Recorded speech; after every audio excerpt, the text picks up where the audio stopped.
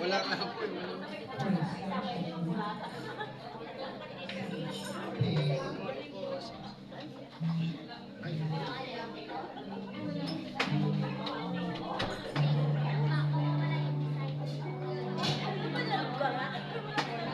Ay, gumulo po siya.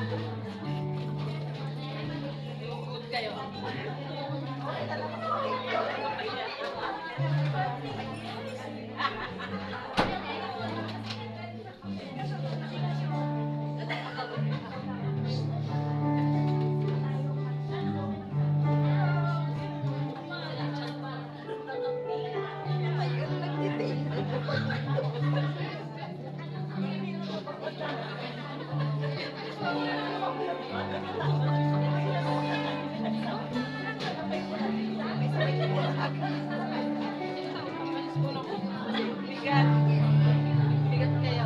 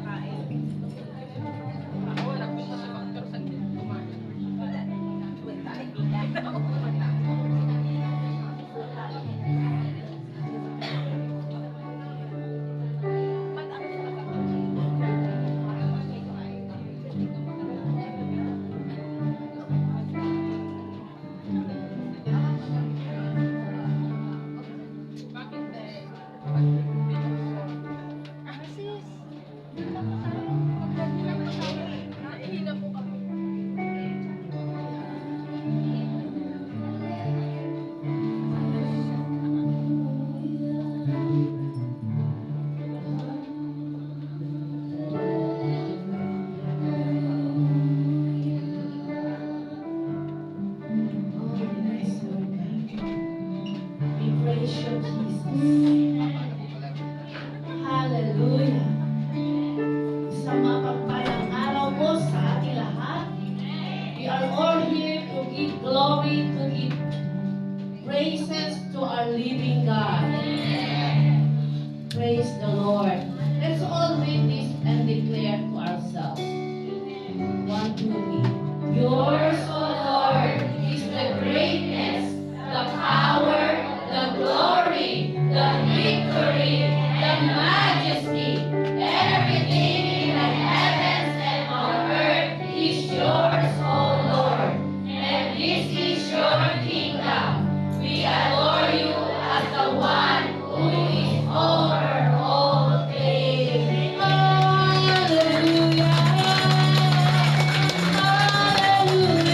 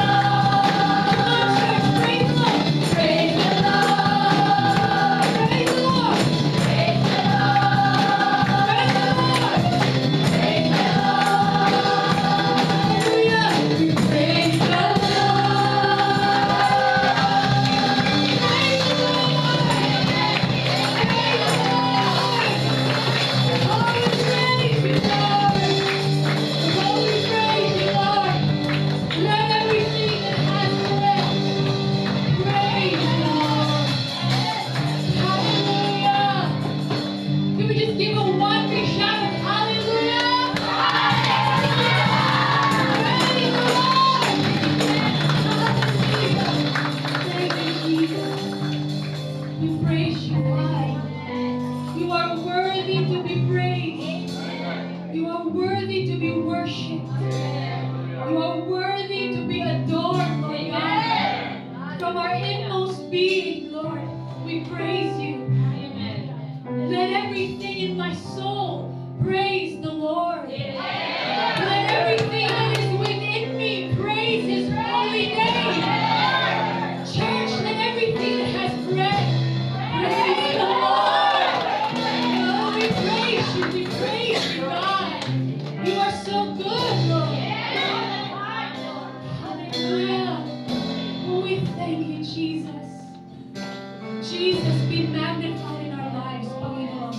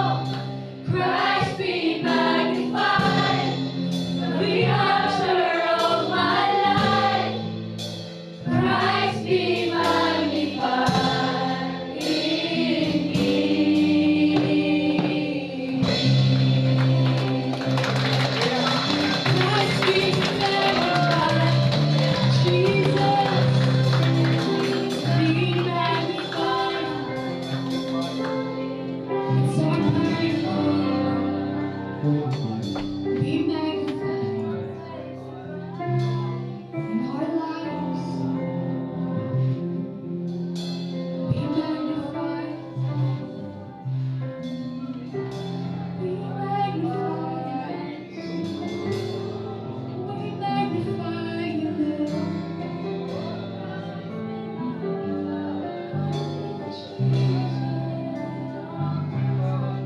Oh, we magnify you, Lord.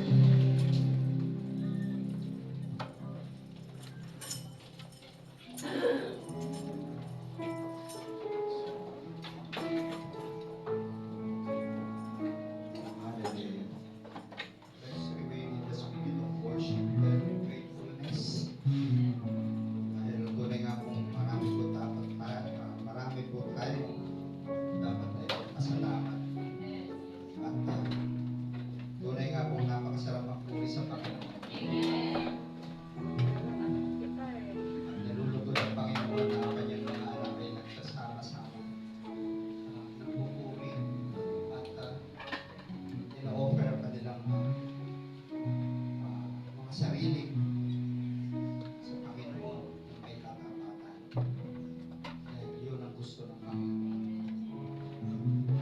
And as we go to the communion, let us all be reminded, sabi po sa Scripture, na our Lord Jesus Christ suffered once for all. He is the righteous one. We are the unrighteous. We've done that para maibalik niyo po ulit tayo sa ating kinalalagyan na tayo'y maging mga anak ng Diyos. And lahat po tayo nalulugod, di po ba? Amen. Amen. Amen. Kaya bago po tayo tumanggap ng tinapay at inumin, let's have a moment of silence, quietness before the Lord. Ilagay po natin sa kahanan ng Panginoon ang ating mga kahinaan, anumang mga pinagdadaanan natin. Let's bring it to the Lord. Amen. At ihingi po natin ang tawad ang anumang ating mga nagawang maligat sa Panginoon. Puno po ng grasya at awa ang ating Panginoon. Kaya tayo po dyan. Magkaroon ng mga silence.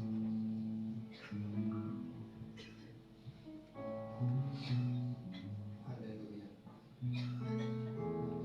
Purihin ka, Panginoon. O Ama namin Diyos, salamat po. O Panginoong Jesus, maraming salamat po sa inyong banal na Espiritu na nananahan po sa amin, Panginoon. Sa amin pong kalagitnaan, Panginoon. Ikaw nga po, Panginoon, siya laging nangungusap po sa amin. Ang iyong salita ay buhay, Panginoon. Dahil kayo po ay Diyos na buhay. Maraming salamat po. At kami nga po, Panginoon, ay sama-sama nananalangin. Nalalapit po sa inyo, Panginoon. Napakalinisin mo nga po ang aming mga sarili, Panginoon, ang aming mga katawan, ang aming espiritu, ang aming mga kaluluwa, Panginoon. Ang inyong banal na dugo, O Lord. Hindi po namin kayang iligtas ang aming sarili. Ngunit sa gawa niyo lamang po, Panginoon. Sa salita niyo lamang po, Panginoon, kami ay gagaling. Kaya yun po ang aming pinakahawakan, Panginoon. Doon po kami nananampalataya sa inyo pong ginawa sa krus. Maraming salamat po. Ang aming pong inaangkin ng kagalingan, ang pagpapala, na kami hindi niyo po iiwan at pababayaan hanggang sa inyong muling pagbabalik, Panginoon. Maraming salamat po at marapati niyo po kami at naway kami po'y maging tapat, O Lord, sa inyong muling pagbabalik. Maraming salamat po. At aming din pong dinadalangin ang tinapay at inumin na ito, Panginoon, na aming po pagsasaluhan, tanda ng inyong pong katawan, ng inyong dugo, na inyong pong ibinigay para sa aming lahat, Panginoon. Maraming salamat po. Patnubayan niyo nawa po ito. Ito po ang aming samot dalangin sa pangalan ni Jesus. Amen. Thank you for the cross, the mighty cross, that God Himself should die for such a cause. And every day we're chased into Your image more and more. Yes, by the cross we've truly been transformed. So amazed, and we give You praise that You will save us for such a cause. So amazed, and we give You praise for the power of the cross, for the power of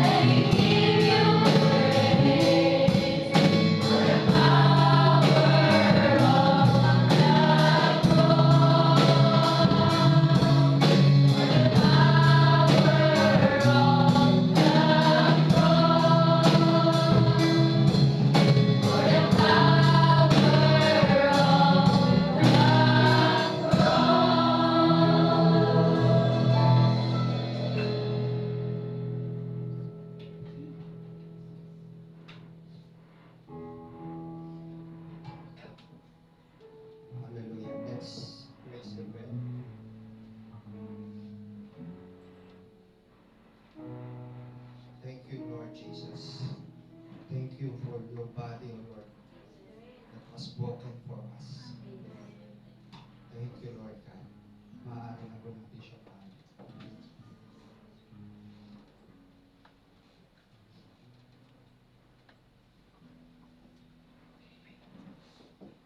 Let's raise the cup.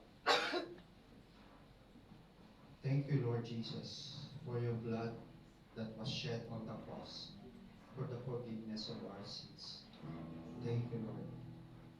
Maaari na po natin siya.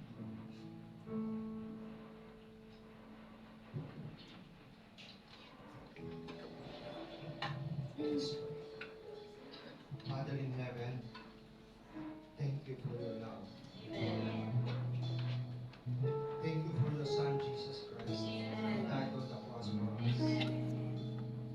Because you truly loved us, O Lord God. Thank you. Thank you so much. We give you all the glory, honor, and power. In Jesus' name.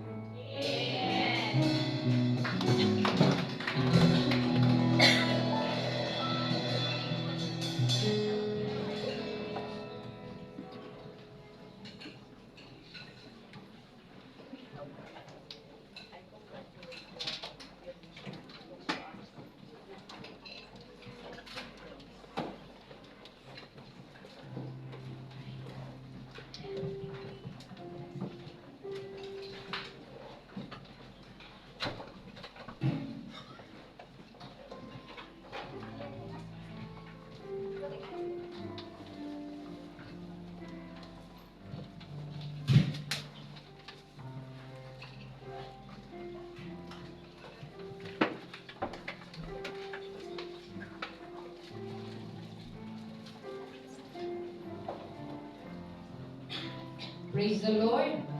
Hallelujah. Alam niyo po, kanina nung nandun ako sa palikuran. Alam niyo po kung ano yung palikuran. Sa mga kabataan ko yun, hindi alam kung ano yung palikuran. Ano yung palikuran? Oh, very good. Nadidinig ko po habang kinakanta yung Be Magnified. Yung pagkanta po, hindi po yung malakas eh. Talagang ramdam na ramdam mo yung awitin na binibigay sa natin sa Panginoon, inaawit natin sa Panginoon na talagang be magnified. Not only in our life, kundi sa buong iglesia. Na dapat ma-magnify ang Panginoon sa buong iglesia. Amen? Napakaganda po ng, hindi ko lang, first time ko pong marinig kasi, kaya hindi ko po maawit yung mga, ano ba tawag doon? Pero yung chorus niya, be magnified in me. Be magnified in your church. Amen. Alam niyo po, ang mensahe po ngayon ay, alam ko pong nadinig yun na, pero I believe na ang bawat isa sa atin ay kailangan lagi ng reminder. Amen? Sino po ang hindi nangangailangan dito ng reminder? Alam niyo po, lagi. Kaya nga po, pero bago po tayo magpatuloy, tayo po muna yung manalangin. Tunay nga, Ama, maraming salamat po sa araw na ito. Lord, this is the day that you have made for us to rejoice in you, Panginoong Jesus. Sa bawat portion po ng celebration na ito ay tunay nga na ikaw lamang may taas, ikaw lamang malwalhati. At sa mensahe mo ngayong umaga, through me, Panginoon, dalangin ko na ito'y maging buhay sa bawat isa. Na Lord, na sa aming pakikinig, hindi lamang po namin ito madinig, kundi maisa puso, maisa buhay, for your glory alone. Maraming salamat, Ama. In Jesus' name. Amen. Sabi nga po, lagi tayong dapat palalahanan. Yun na lang pong sa tungkol po sa buhay ko. Ang talagang aking pong kahinaan ay ang aking tuhod. Kaya lagi pong sinasabi ni Pastor Morgan, hindi ko po inaangkin, medyo nakaganon si Pastor Morgan. Kasi dapat wag natin aangkinin kung ano ba yung mga gawa na galing sa kalaban. Pero hindi ko po maikakaila na sumasakit po ang tuhod ko. Kaya sinasabi po ni Pastor Morgan, ni Pastor Agape, Mami, always bless your knees. Always bless your knees, Mami. Oo nga, anak. Dahil ginagawa ko yun, binibless ko yung tuhod ko. Pero merong time pag biglang sumakit, para bang yung merong ugat na gumanon, ay naku. Kaya sabi ko, ay sorry Lord, I bless you niece, I bless you niece. Minsan nakakalimutan natin. Minsan kahit saglit lang na ibalik agad natin yung parang yung naayon sa Panginoon. Pero napapasok natin ang kalaban. Praise God. Sabi nga, greater is He who is in us than He who is in this world. Na kahit anong gawin ng kalaban, nagtatagumpay tayo. Amen? Dahil sa buhay ng Panginoon na nasa atin.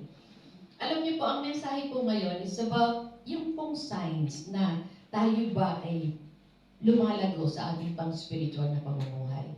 Ito po ay nadinig na natin, di ba? Maraming beses na natin nadinig. Pero merong isang bagay na nabasa na rin natin, pero hindi pa rin nagiging buhay. Kaya ito po yung paalala lang na alam po natin na malapit nang dumating ang Panginoon. Amen. Marami na po nangyayari sa kapaligiran. Ito po ay mga senyalis na. Kaya huwag po tayong magpa-wardi-wardi. Alam niyo po yung magpa-wardi-wardi? Kabanjing-banjing. Diba? Alam niyo po, sinabi po sa Psalm 139 verses 23 to 24, Search me, O God, and know my heart. Try me and know my thoughts, and see if there is any wicked way in me, and lead me in the way everlasting. Alam niyo po, pag binabasa niyo po ito, na nanggagaling sa inyong puso, hinahayaan niyo ang Diyos na examinin kayo, examinin ako, examinin tayong lahat. Hindi po yung tesa na susulat, examinin ang bawat puso natin. At ito pong sinabing, search me, O God, pag sinabi po natin sa Panginoon, ito po ay nanggagaling sa Kanyang salita. Pero every time na magbabasa tayo, let's make it a prayer. Especially yung mga sinasabi ng Panginoon na patungkol sa atin. Dahil alam po ng Panginoon na tayo ay, sabi nga create tayo, pero binigyan niya tayo ng pagpipili. Pagpipili na pipiliin ba natin ang pamamaraan ng Diyos o pipiliin natin yung sarili natin kung anong kagustuhan natin. Ngayon po, ito po ay, pag sinabi niyo pong search me, O God, ito'y isang pagpapahayag na sinasabi natin mahina ako Lord. Hindi ko po kaya. Kaya search me, O God, yung mga kamalian ko, yung mga kahinaan ko. Ito din ay isang pagpapahayag na sinusurrender mo yung buhay mo sa ating Diyos. At ina-acknowledge mo at ibinubuksan mo yung buhay mo para sa pagkilos ng banal na Espiritu sa buhay mo. Yung pag-correct sa buhay mo. At dito sa Scripture, makikita natin na ando yung ini-examine ng puso natin, ang ating kaisipan. At nagsasabi din, ikaw ba ay nag-grow na o hindi sa iyong pang-spiritual na pamumuhay. Amen? These are more than just signs. Ito ay katotohanan. Ang salita ng Panginoon ay katotohanan. At I believe na ang bawat isa, lahat po ba tayo ay Kristiyano na? Meron na po tayong buhay ng Panginoon. Tayo po ba ay nag-aspire na maging kagaya ng Diyos? Kagaya ng Panginoong Jesus. Hindi yung pagka-Diyos ng ating Panginoon na yung bang mga characters na kung anong meron ng ating Panginoon. I believe ang bawat isa ay nag-aspire. Kasi alam niyo po, ang buhay ng Panginoon ay perfect. Diba? He is holy. Kaya minsan sasabihin natin, pag tayo ay nagkamali, bakit? Tao lang naman ako ah. Sino bang perfecto dito? Di ba? Minsan yun ang... Pero nung mabasa ko yung sinabi ng Panginoon, be perfect for our God in heaven is perfect. Sabi nga, bakit? Ba't ka magiging perfect ka pa? Ikaw pa kasi Diyos lang ang buhay, ang perfecto. Yes, but God commanded us to be perfect. For our God in heaven is perfect. And it's not impossible to every one of us. Kasi may buhay tayo ng Panginoon. Amen? All of us can be more like Jesus in one way or another. And as we go to the scripture, makikita natin ang mga signs na tayo ba ay nag-grow, nagmamature ba tayo sa ating pag-spiritual. And if you're looking of these signs and as we go through, you're saying, di ba meron dito na tayo, Kristiyano na tayo, nabasa na natin ang mga sinasabi ng Panginoon sa kanyang salita, kung paano tayo babaguhin, kung paano tayo. Pero tayo parang takot eh. Parang kinokondem natin kagad yung sarili natin. Ay, hindi ako yan kasi ganito ako eh. Hindi ko kaya magbago kasi ganito ako. Kinokondem mo na, imbes na makonvict ka sa salita ng Panginoon, inuunahan mo na ng condemnation, kinokondem mo na yung sarili mo. Hindi ko kaya yan eh. Ganito ako talaga, pinanganak akong ganito, pinalaki akong ganito. Parang inuunahan mo kagad. But, ang gusto ko sabihin, tapon nyo na yung condemnation na yan. Tapon nyo na. Palitan natin ang conviction.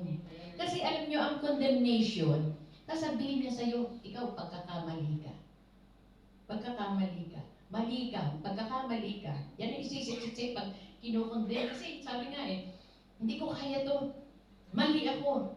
Pero ang conviction, sinasabi niya, you made a mistake. Nagkamali ka.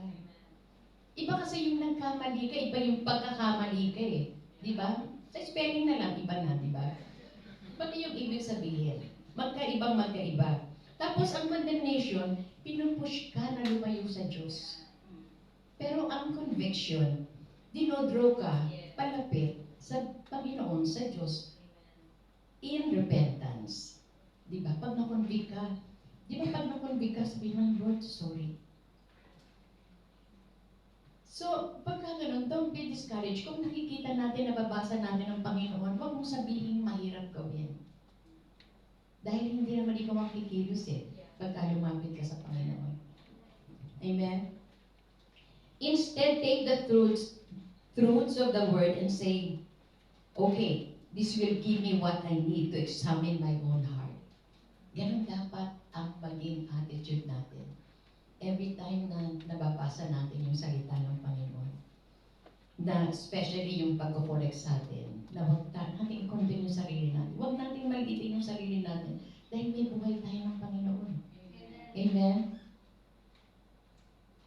Kailangan, syempre, sabi ko nga kanina, isi-share ko yung mga signs na para makita, nagmamature pa tayo spiritually.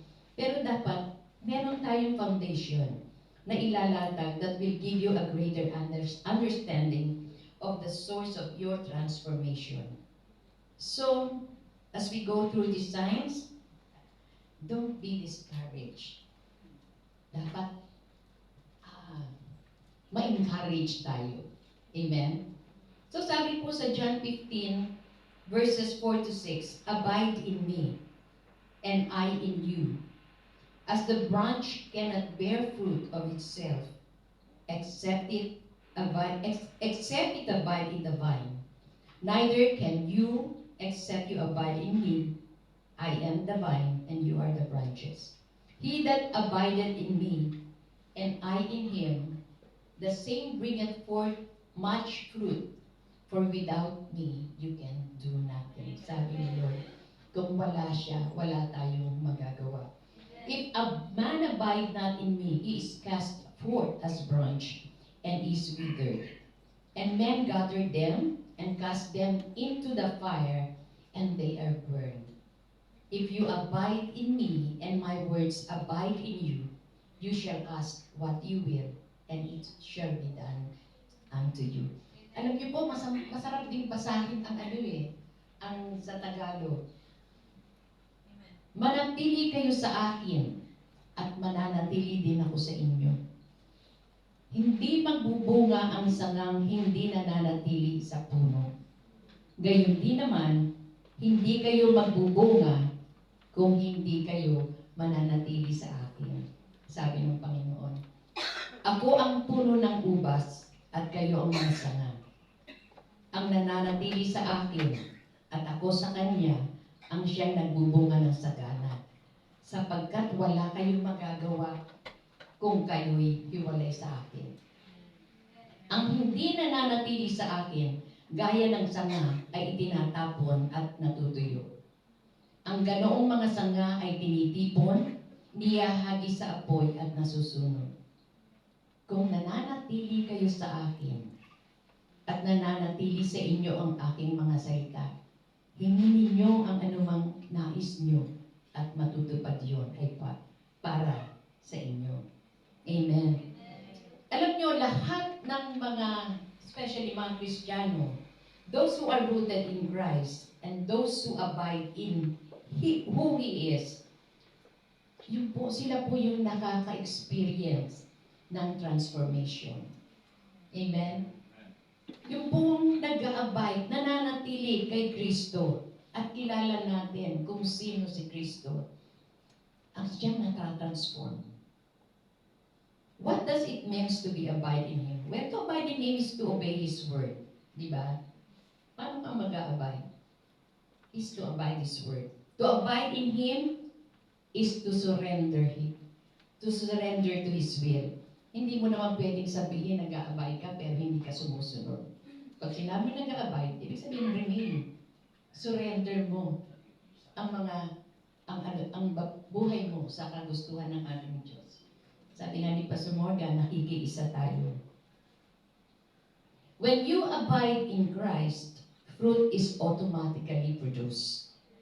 It's not your responsibility na magpalago, magpabunga ng isang punong kahoy. Sabi nga, pagka ito'y galing sa laman mo, yung prutas na nagbubunga, ang bunga nun ay maasim.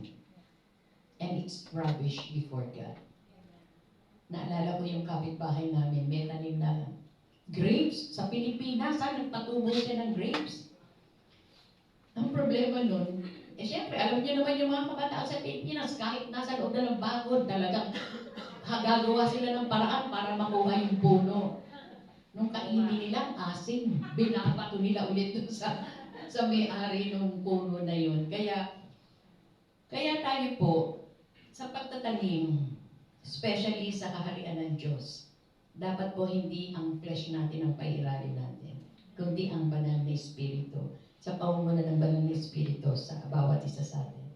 You cannot do that on your own. That comes about as a transformation of nature. That comes about when God begins to do a work in you, in your heart, in your mind, in your soul. And when God begins to do a work in your heart, transformation ang mangyayari. Napakasarap na prutas ang ipuproduce. Amen? Your character, your nature, your mindset, and everything about you begins to change as you abide in Christ. Kasi imposible pong magbago ang buhay natin kung hindi tayo mag-abide kay Kristo. Siguro, mag-produce man ng fruits, sabi ko nga kanina, hindi maganda at panandalian lamang. Dahil tayo ay tunay na talagang yung patience natin napakahina. Amen? Napakaiksi. So we have one responsibility, and that is to abide in Christ. And in abiding in Him, we see transformation. That's what I said a while ago. In looking to Him, in looking at His beautiful countenance. Pagka makikita natin, pero sabi nga sa Bible, ang itsura ng Panginoon ay hindi kaaya-aya. Hindi natin nakita ang itsura ng Diyos nung siya ay nandito pa sa lupa at ginagawa yung pinagagawa ng ating Diyos Ama. Makikita nyo, hindi daw gwapo talaga eh. Pero pag makikita mo yung kabuuan ni Kristo, talagang sabi nga, you are beautiful beyond description. Hindi, what's the right term na pwede kong gamitin? Yun nga, beyond description, hindi mo masabi ang kagandahan. Kasi pag nakita mo ang babae, maganda, ay, ang ganda niya. Talagang kita mo yung kabuuan ng mata niya, ang ilong niya, ang bibig niya, lahat maganda. Masasabi mo, pero pag nakita mo si Kristo, talagang hindi mo ma-express ang kagandahan ng ating Panginoon. Talagang pag nakikita mo siya, talagang Hindi nga natin nakita. Ngayon nga lang, hindi natin nakikita eh. Yung sinasabi na lang sa Biblia, talagang namamangha tayo. Namamangha tayo sa kagandahan niya. Namamangha tayo sa kabutihan niya. Namamangha tayo sa pagmamahal na pinagkaloob niya sa atin. Na kahit tayo makasalanan, minahal tayo. Diba? Talagang nakamamangha. Kaya nga, sabi nga, pag pinagmamasdan lagi natin siya, nakikita natin siya lagi, nag-a-abide tayo sa Kanya. It's not impossible to be like Him. It's not impossible. Many times, alam niyo po, maraming oras na sa buhay natin na nililista natin yung mga kahinaan natin. Yung mga bagay na gusto nating baguhin. The areas in our hearts that, actually, alam ko po ang bawat isa sa atin dito, na minsan nadi-discourage din sa sarili natin. Di ba? Hindi tayo nadi-discourage sa kasama na natin, sa itsura natin. Nadi-discourage tayo, lalo pag titingin tayo sa salamin. Pero alam niyo po, dapat, pag titingin tayo sa salamin, sasabihin mo, ang ganda. Kasi nakikita mo yung create ni Lord, ang ganda-ganda. Walang anumang ginawa ang Panginoon na pangit. Diba? Kaya every time na magsasalamin kayo, ganda-ganda po. Diba? Kaya walang puwang ang kalaban para sabihin mo, tsura mo. Sabihin mo na lang, unahan mo na. Hey, ang ganda-ganda po. Diba? Kaya, sabi nga pagka talagang tayo ay nag-aabay, lahat makikita natin. Ang ganda ng paligid. Ang ganda ng lahat. Kaya minsan sabi natin, hindi ko mababago to. Wala akong ability na baguhin. Wala akong ability na maging kagaya ni Kristo. Pero, sabi nga kung isusurrender natin, ibibigay lahat natin sa Panginoon at mag-a-abide tayo. Everything will be okay. Sanctification at ang being transformation ay trabaho yan ng Banal na Espiritu sa bawat isa sa atin. Lista nyo yung mga bagay-bagay na nadi-discourage kayo sa buhay nyo. And then, mag-abide tayo careful. Si Lord na ang kikilos. You don't have to meet the standard on your own. For when we are weak, sino ang kalakas? Asan si Lord? Saan? Yeah, in us. Amen. So, pagka nakita mo, asa yun yung kalakasan Kaya mag-abide na lang tayo. Kasi nahihirapan tayo, let's face it, bilang isang Kristiyano, bilang may buhay ng Diyos. Baka may mga bagay-bagay. Kung talagang Kristiyano, pinag-usapan natin dito tunay na Kristiyano.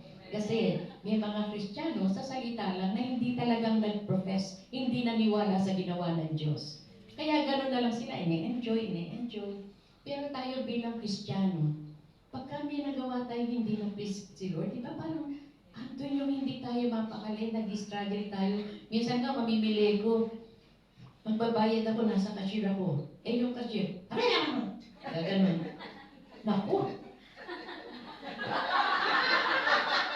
Lumabas si Cora, yung old self. Pero pagkatapos ang titingin ako sa likod kasi baka may nakakita. Nakakahiya, di ba? Kasi hindi lang yung nakakahiya, unang-una hindi ko na-please si Lord, nakita ng mga tao, nag-react na ng gano'n. Kaya sabi ko, Lord, ito na naman ako, forgive me, Lord, forgive me. Di ba? Yung mga bagay-bagay na alam mo na kahit, sabagay yung mag-ano ka, ang laking bagay mo. Yun lang medyo, kahit walang nakakita, parang ang sakit ko sa sarili mo. Iniisip mo kagad ang Panginoon. Di ba? Ano itong gawa ko na naman, Lord? Kaya alam niyo po, kaya sabi ko nga nililista natin yung mga bagay-bagay na gusto natin palitan sa sarili. We cannot change ourselves. It's only God, the Holy Spirit. Siya lang ang makakapag-transform sa atin, makakapag-sanctify sa atin. So instead of focusing on 1,000 things that you want to change, na gusto mong trabahuhin, just focus on one thing. As Jesus says about Mary, what she found is the one thing that's worth it. The one thing that worthy of her focus. The one thing that truly matters and it will not be taken away from her. Even sa atin. Mag-focus tayo sa isang bagay. At ang bagay na ito ay, yes, si Lord. Andiyan si Lord. Anong gustong gawin ni Lord? Ay, ang babata nyo pa, nakalimutan nyo na. Ha? No, meron kang gagawin. How can the Lord... Ayun, ang dami. Alam niyo, sa examination, pag sinabi niyo 1, ang answer pala to, mali na kayo. Eh dito, kanina ilang beses ko sinabi pa ba? So, yun po ang one thing na dapat natin gawin. Abide. Abide. Abide. Remain in Him. Be planted in Him. And in doing so, ultimately, He begins to do the work na gusto niyong gawin sa sarili niyo. Dahil pagka si Lord na ang kumilos sa bawat isa sa atin, praise the Lord, na pagdating ng Panginoon, nahayaan natin siyang kumilos, magpabait lang tayo sa Kanya. Alam niyo, ito ang tinitingnan ko lagi eh. Kasi ang buhay Kristiyano ay nasa race tayo. Minsan nadadapa tayo. Hindi ko sinasabing tayo lahat ay talagang 100%. Minsan nadadapa tayo. Pagka nadapa tayo, wag lang yung, hindi, ano na to, physical na to. Wag lang yung masakit ng tuhod eh. Kailangan may aalalay sa'yo. Pero kailangan talaga, tayong kagad tayo and continue, dun sa race. Para pagdating ng Panginoon, ang sarap na babanggit yung welcome, my faithful servant, di ba? Yun ang pinaka-mimiti, I believe, ng bawat isa sa atin.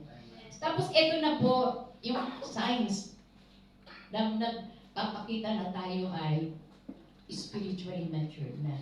Number 1 is you can receive correction. Alam niyo po, marami po sa atin, minsan ang taas ng pride. Ito po binabanggit ko po, sineshare ko po sa bawat isa. Hindi lamang po ito para sa inyo, para din po sa akin.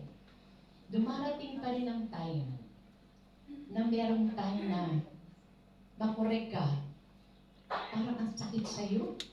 Hindi mo matanggap. Alam niyo po, sabi po sa 2 Timothy 3:16 to 17, all scripture is God-breathed and is useful for teaching, rebuking, correcting, and training in righteousness, so that the servant of God may be thoroughly equipped for every good work. All scripture is inspired by God and is useful to teach us what is true and to make us realize what is wrong in our lives. It corrects us when we are wrong and teaches us to do what's right. God uses it to prepare, equip His people to do every good work. Alam niyo po, ang salita ng Panginoon ang siyang pinakamataas na authority. Amen. Reveals to us yung pamamaraan ng Diyos. Yung nature ng Diyos, yung kagustuhan ng Diyos. Ano ba yung gusto ng Diyos? Ano ba yung ayaw niya? Lahat yan andito sa salita ng Panginoon. But sometimes we correct our lives according sa pamamaraan natin. Diba? Sometimes naman, gusto nating i-twist yung salita ng Panginoon para ma-justify yung ginagawa natin kahit mali. Sabi nga there's nothing more profitable in the world than God's Word. It's profitable for teaching us. Just think of all the ways the Bible teaches who God is. The Bible teaches us the nature and character and attributes of God. Teaches us who we are. Teaches us what God is doing in the world. How to understand what is happening in our lives. It reproves us. It corrects us. Trains us in righteousness. We need all these things. Alam niyo po, tayo po, bilang tao, opo, tayo po may buhay ng Diyos. Iba na rin po tayo. Pero meron tayo, dahil andito tayo sa mundo, na minsan tayo mga tao, ang minsan nagagawa natin, nasabi ko nga kanina, minsan pawardi-wardi tayo, pabanjing-banjing tayo. Kaya, ano po tayo, prone po tayo sa mga gawa ng kalaban. Di ba? Dahil dito ang binibigay, maraming mga problemang dumadating, maraming mga sakit na dumadating. Minsan, paano tayo, parang nagdedepende na lang tayo sa kung ano yung mangyayari. Yung dapat na alam natin na meron tayong Diyos, na who is in control of everything. Di ba? Minsan, paano tayo, parang, ay, mangyari na po ano yung dapat mangyari. Wala akong wala akong, dumadat ako ng sakit, wala na akong magagawa, wala akong pera pang hospital. Wala akong wala, doon na lang tayo nakatuon.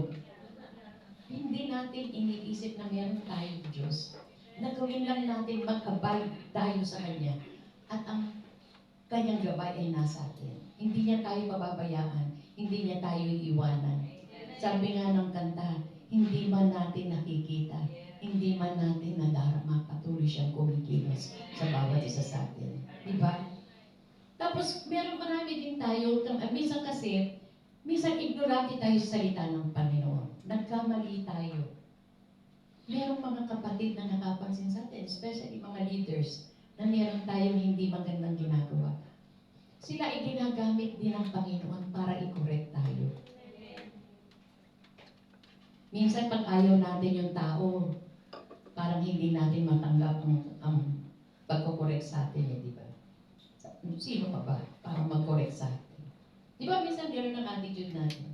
Pero minsan ginagamit din ng Panginoon ng mga tao. Minsan sa tingin natin, pero silang mga ugali hindi maganda. Pero as long as yung pagko-correct ay nababase sa salita ng Panginoon, tanggapin natin. Di ba?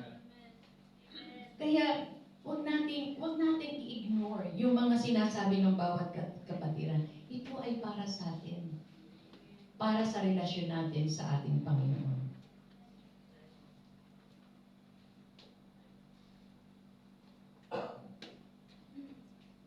Sabi ko nga kanina, whether it's because of pride or ignorance, there are some issues in our lives that require the help of others to recognize the change that's needed.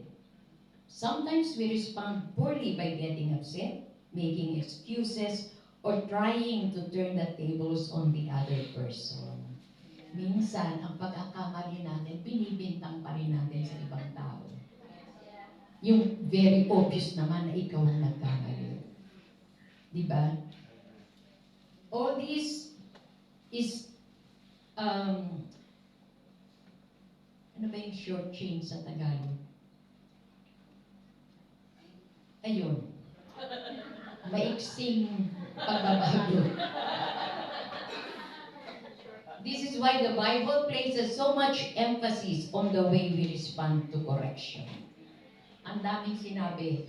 Actually, sa isang church, karamihan sa mga bagay na, sabihin na natin, hindi maganda nangyayari, yung mga taong hindi nakokorek. Na kapag kinorek mo, maya-maya, wala na. Wala na, umalis na. Pero praise God, mga nananatili, open na sa correction. Amen. Praise the Lord sa buhay ng Panginoon sa bawat isa sa atin. Okay po.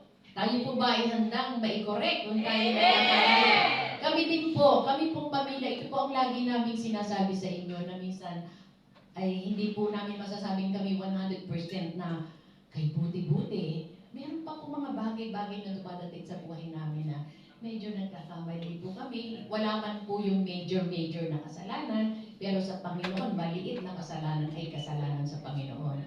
May mga bagay na open po ang family namin. Huwag niyo lang po kami sisigawan. Dahan-dahan lang po. At pagkakorek. Huwag naman, kung ikaw teenager, tatawagin niyo akong Cora, doon pa lang. Lola Cora, okay na sa akin yun. So tayo po ay open na for correction. Dito ba? Ang pangalawa po, eto din. You can forgive without receiving an apology. Yan ang ano eh, kasi tayo, yung pride natin masyadong mataas, hindi pa nga siya lumalapit, parang mag-sorry. Hindi pwede yun. Pero ito po, isa din to sa mga signs na tayo ay nagmamature spiritually. Sabi po sa Mark 11:25, whenever you stand praying, forgive if you have anything against anyone, so that your Father who is in heaven will also forgive you your transgressions. Alam niyo po yung about forgiveness, ang dami pong sinasabi sa Biblia, pero kung iisa-isahin ko po, kukulang po yung oras natin. So this sounds like Jesus is saying, we forgive, whether someone has asked for forgiveness or not. Whether they are sorry or not, we just forgive. Alam niyo po, minsan sa akin din, huwag na po natin hintayin yung mga bagay-bagay sa buhay natin na may mangyaring hindi maganda, doon lang tayo kikilos. Lord, kung ano man yung mga nagawa kong kasalanan sa inyo, patawarin niyo po ako, Panginoon. Lord, yung kung sino man po yun, huwag po natin hintayin. Ngayon parang pagka alam nyo na-offend kayo, ilabas na natin yung forgiveness. Forgiveness na nanggagaling sa Panginoon ha. Kasi kung sinabi mo, I forgive you, pero maya-maya, ayan na naman, di ba? Mark 11 is talking about forgiveness as an attitude that we cultivate in our soul. Ito yung dapat na attitude ng isang Kristiyano na dapat natin palaguin. Kahit ang hirap, palaguin natin. Di ba? Kasi ito yung isa sa mga espiritu, negative ng espiritu. Spirit of bitterness. Napakahirap po nito sa buhay natin. Kahit ano pong gawin natin pagpapaluhod, lumuhod ka, magmula dito hanggang doon, malapit pa nga eh, di ba? At meron kayong bitterness sa puso nyo. Hindi po magkakaroon ng ano sa Panginoon. Sabi nga po, He's saying, ito po yung sinasabi ng Panginoon. Kasi every time tayo na magpipray, Lord, forgive me. Gusto ko pong maluwalhati ka sa buhay ko. Gusto ko pong marating ko ang kabanan-banalan mong trono. Pero forgive me, hindi mo sinabi ano ba yung dapat i-forgive sa'yo. Pagkatapos ng prayer, wala din. Babalik na naman yung galit sa'yo. Nagkakakalo-kalo na yung tuhod mo. Andun pa rin yung hindi mo pa mai-release yung forgiveness na yun. God is saying, release that person from your anger. Amen. From your bitterness. He's taking about cultivating an action in your heart. Cultivate mo yung action, anin mo yun na andun lagi yung attitude ng minanakit sa'yo, forgive him, forgive her. Alam niyo po, masakit eh, kasi naranasan ko po na magtanim ka ng galit. Ang natatakot ako yung maging spirito na yun. Kasi pagka naging spirito na yun, ang hirap. Tsaka, alam niyo ba, pagka nagkakaroon ka ng spirito na galing sa kalaban, masangki ka lang, minsan magwawala ka. Pag-pray ka, naku talagang mag-iinit ka na sa loob talagang. Kasi po, yan po yung unang ministry na pinagkaloob sa amin ng Panginoon way back pa sa Saudi Arabia. Kaya nakita ko po yung mga taong na-possess, na-oppress ng kalaban. At yan eh, karamihan, bitterness, anger. Kaya ngayon po, ipalaguin po natin yung, let's cultivate that attitude. Attitude ng madali ka magpatawad. Kahit hindi sila pa humihingi ng apology, hindi man lang nagsusulit, forgive him, forgive her. At ito ay para sa iyo. Para sa relasyon mo sa Panginoon. Maluwag kang makakarating, maluwag kang makakalapit sa Panginoon. Basta't maluwag ang puso mo. Walang hatred, walang bitterness, walang anger. Ganun po, ito pa po, yung pangatlo, you trust God's timing. Alam mo po, kahit po ako, minsan ang patience ko napakahina. Sabi nga po sa Ecclesiastes 3:1, to everything there is a season, a time for every purpose under heaven. Sa bawat bagay ay may nahunan at panahon, sa bawat panukala, sa silong ng langit. Alam niyo po, na-experience niyo na po ito. Na-experience po natin yung may hiningi tayo sa Lord. Lagi pa natin sinasabi, God, I believe in your time, it will be beautiful. Because your time is perfect. Nakaraan ng isang linggo, wala pa. Nakaraan ng pangalawa, wala pa. Nakaraan ng pangatlong linggo, wala pa. Anong ginawa mo? Ginawa mo na kung ano yung gusto mong gawin. Hindi lalong nabulilyaso. Diba? Sabi nga, lahat ng trabaho natin na galing sa laman natin, hindi nagmamaterialize. Mag-materialize man, hindi maganda ang kahinatnan. Tapos po, sabi nga ni Lord, trust in the Lord with all your heart and do not lean on your own understanding. That is in Proverbs 3:5. Sabi po, magtiwala lang tayo, maghintay tayo. Kasi po, ang talagang taong, ang Kristiyanong, nag-grow na spiritually, pagka naghihintay siya sa tamang oras ng Panginoon, ando ng kapayapaan. Ando ng, yung bang, relax ka. Siyempre, gumagawa ka, nag-a-abide ka kay Lord, di ba? Relax ka. Kahit alam mo nang kailangan dumating na, pero pinag-pray mo na, naghihintay ka na sa timing ng Panginoon. Pero lang po ako i-share. Sandali lang po ito. Nung January 23, tanda ko ba po yung date na yun? Dahil ako po yung nagplano ng umuwi ng Pilipinas, kami po para po sa ating procedure na gagawin sa akin. So, nagpapalit po ako, pati si Pastor Morgan, ng $1,000 kasi mas gusto ko pong baunin yung US dollars. Minsan mas malaki yung palit. Ngayon po, nung lumipas ang mga araw, alam kong meron akong 1,000 na hindi ko pa nailalagay doon sa kinalalagyan ng, hindi naman po malaki, pero praise God, meron. Tapos, nung hinahanap ko na, dahil nitong March 4, bago mag-March 4, hinahanap ko, hindi ko makita. Sabi ko, Dad, nasan yung 1,000? Sabi ko, Dad, asan yung babaunin ko yun? Babaunin natin yun, ganyan-ganyan. Hindi ko talaga makita. Hanggang sa pumunta na kami ng Pilipinas, siyempre, may gumawa ako sa procedure, gumastos kami, pero praise the Lord, sa anak ko, sa mga anak ko na nag-provide, ginamit ng Panginoon. Anuhan namin yung mga dapat bayaran, yung bills sa hospital. Tapos, pero praise God, hindi ko inano yung 1,000 na nawawala sa akin. Kaya patuloy ako, syempre ini-enjoy ko yung company ng Porsigia, kasi siya yung nasa Pilipinas, ng anak ko, si Paul, si Pastor Paulo, si Abigail. Talagang in-enjoy ko yung pag-stay, hindi ko naisip yung 1,000 na yun. I believe, lalabas yun eh. Nasa bahay lang naman yun eh. Pero yung dapat na, bakit hindi mo makita? Medyo pero hindi pa rin. Binigyan ako ng kapayapaan ng Panginoon. Hanggang sa dumating kami dito, bumalik kami dito, sinubukan kong hanapin, wala talaga. Wala talaga, hindi ko makita. Sabi ni Pastor Morgan, sige mami, tutulungan kita maghanap. So lahat ng drawers binuksan, chok.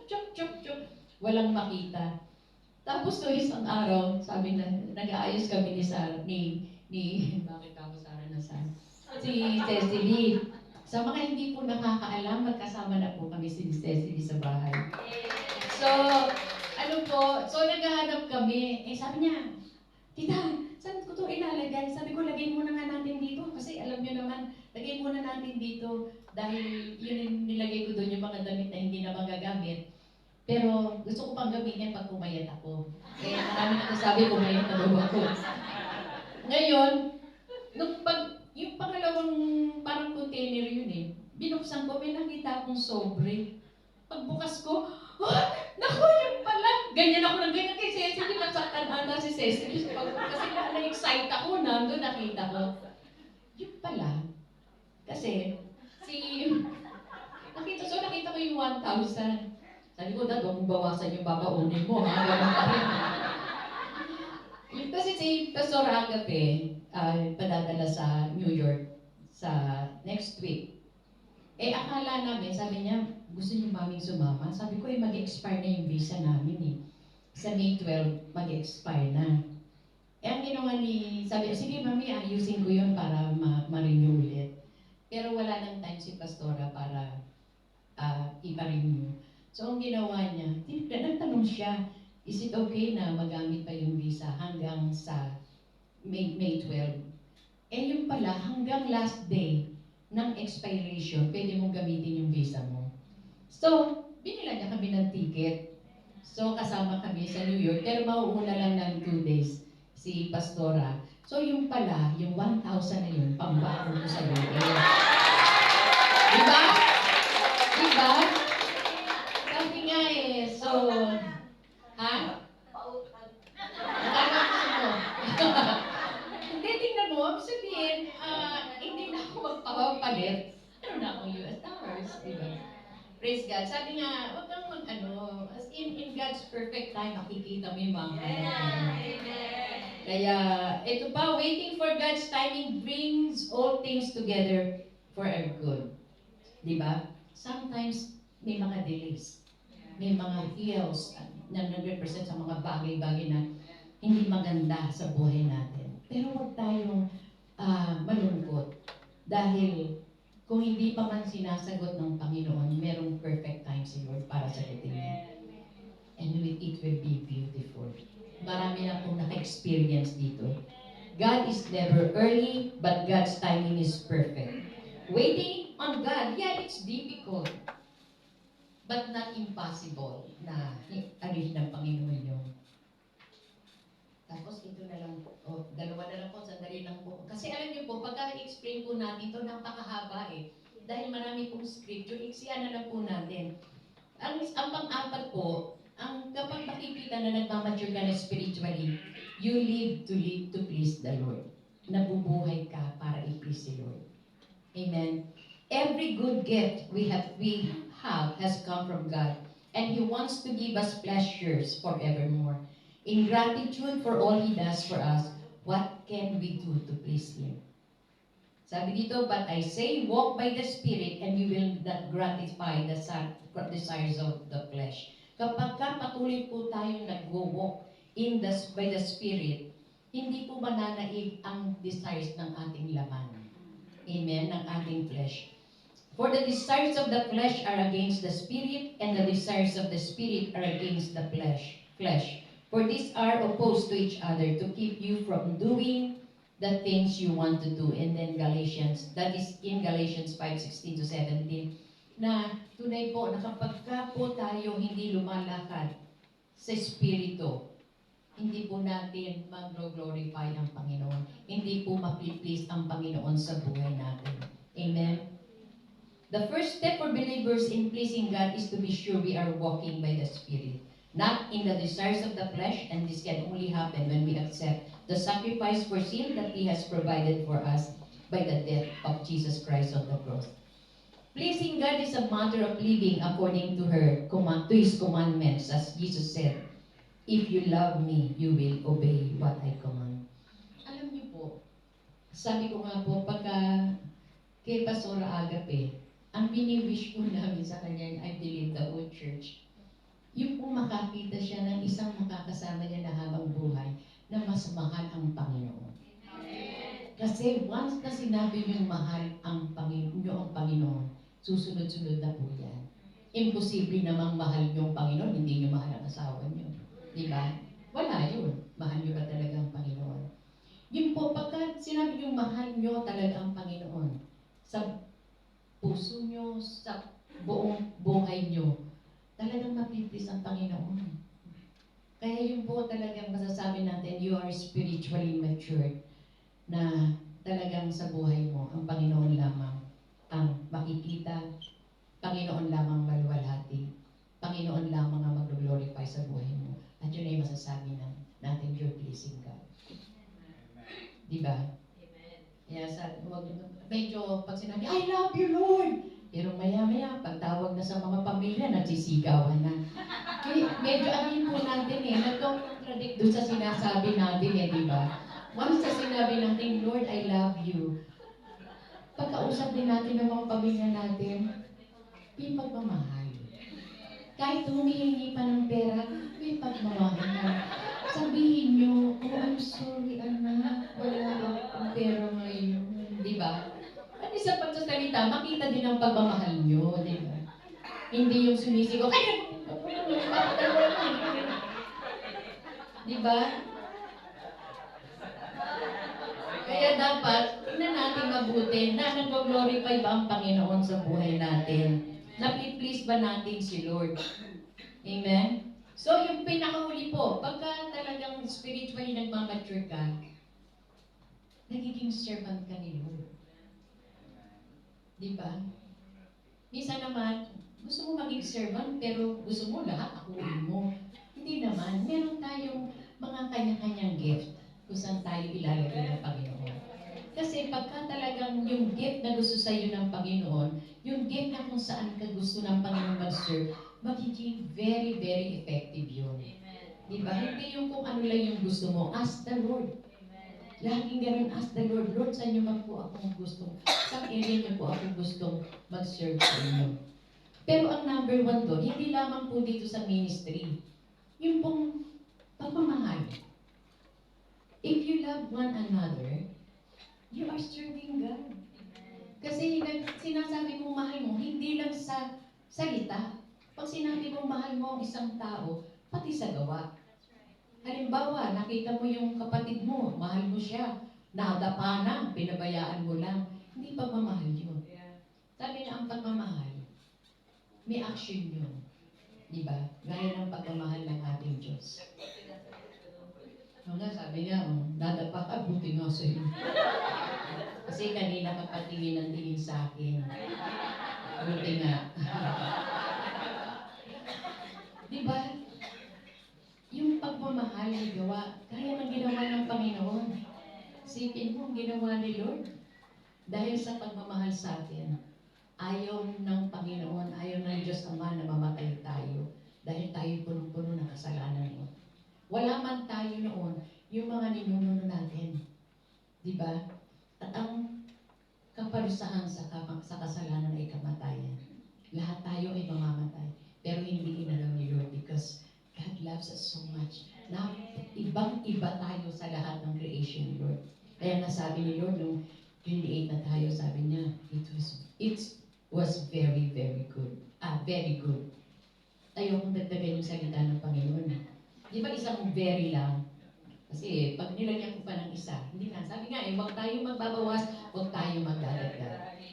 Pero ang talagang pagmamahal ng Panginoon ay ibang-iba.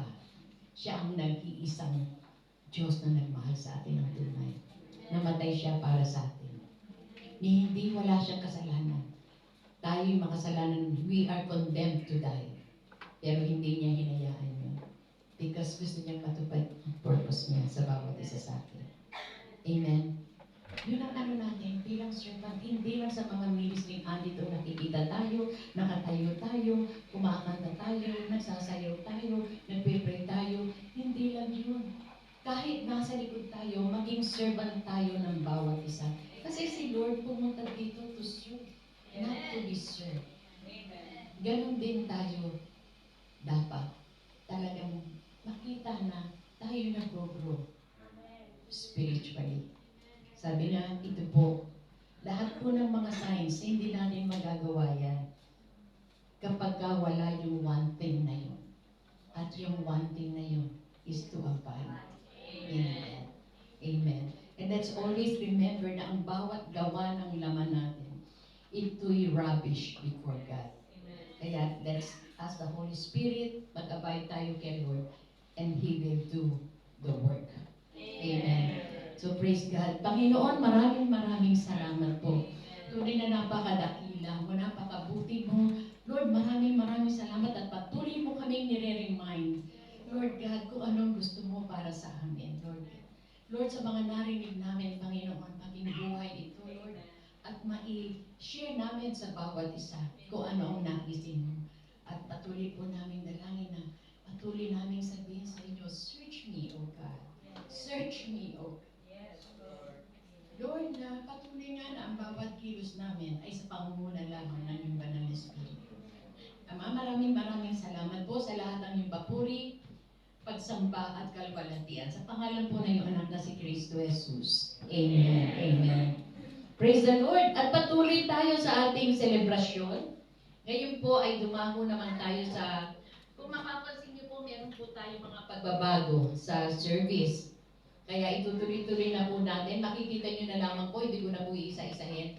Dahil nakikita niyo po noon kung ano po yung ating, kung paano po nating, how will I say it? Yung celebration ng araw ng Diyos. So ngayon po, itutuloy-tuloy ko na po. Pupunta po tayo sa tithes and offering. At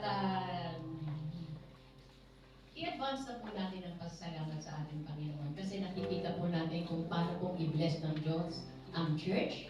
So let's pray. Father, we thank you. We thank you. We thank you. We thank you, Lord. Tunay nga, ikaw ang aming Jehovah Jireh na nagpo-provide ng pangailangan ng bawat isa at lalong-lalo na po sa inyong katawan dito, Lord God. Salamat po at tunay nga na patuloy kang kumikilos sa bawat kaluluwa na dinadala mo sa iyong katawan. Kaya ma, dalangin namin na ang mga saraping maniligo ngayon ay patuloy mong basbasan na ito'y magagamit lamang para sa ikalalago ng iyong kaharian dito sa lupa. Maraming salamat po, Ama. In Jesus' name, Amen. Ayun po,